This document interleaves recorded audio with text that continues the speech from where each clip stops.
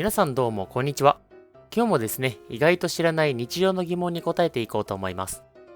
皆さんはこんにゃくの黒いつぶつぶって何なのか知っていますか？こんにゃくはグレーっぽい色で四角い形ですが、よく見るとこんにゃくには黒いつぶつぶがありますよね。なんででしょう？東北の方々に聞くと、こんにゃくは白だって答えられる方もいると思います。魚が入っているから、作る工程で何かが黒くなるからなど答えられない人がほとんどだと思います。でも、こんにゃくに黒いつぶつぶがあるのにもちゃんとした理由があるんです。それは、こんにゃくの黒いつぶつぶはひじきだった。それでは解説していきます。こんにゃくを作る過程でひじきなどの海藻粉末を入れる光景がテレビなどで流れますが、それはこんにゃくが生まれた歴史に秘密が隠されています。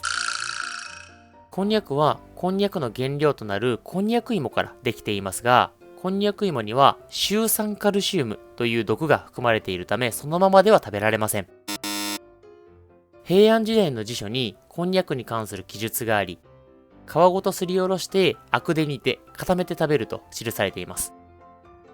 だから当時のこんにゃくは黒い色でこんにゃくの皮がつぶつぶに見えていたということですね。なるほど。こんにゃくの黒いつぶつぶはこんにゃくの皮だったんですね。ちなみにこんにゃく芋は傷みやすいため、秋から春の寒い時期にだけ食べられるごちそうで、旬の食べ物と言われ珍重されてきました。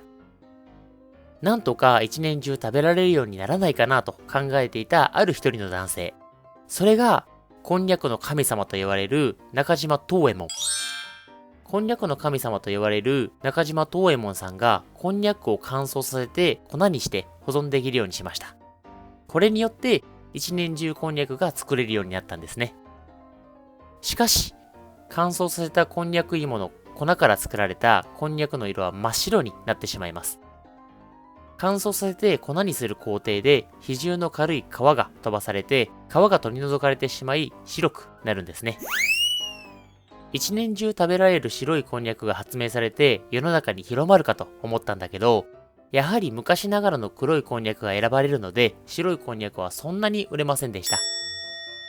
そこでひじきなどの海藻類を入れて黒いつぶつぶを作り、黒こんにゃくに似せると売れ行きも上がり、今のひじき入りこんにゃくの黒いつぶつぶがスタンダードになっていたということですね。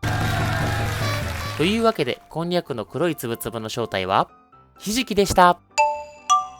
ちなみに、こんにゃくには美容や健康が気になる女性に嬉しい効果が期待できるそうです。こんにゃくにはこんにゃくマンナンという体内で消化されない食物繊維が含まれます。これは胃や腸の中で水分を吸って膨張し、便秘解消や血糖値の上昇を抑える効果があると言われています。また 100g 食べてもわずか 7kcal しかないので、ダイエット効果は抜群。コロナの影響でおうち時間が増え、ウエスト周りが気になる方は積極的にこんにゃくを食べてみてはいかがでしょうか。それでは皆さんご視聴ありがとうございました。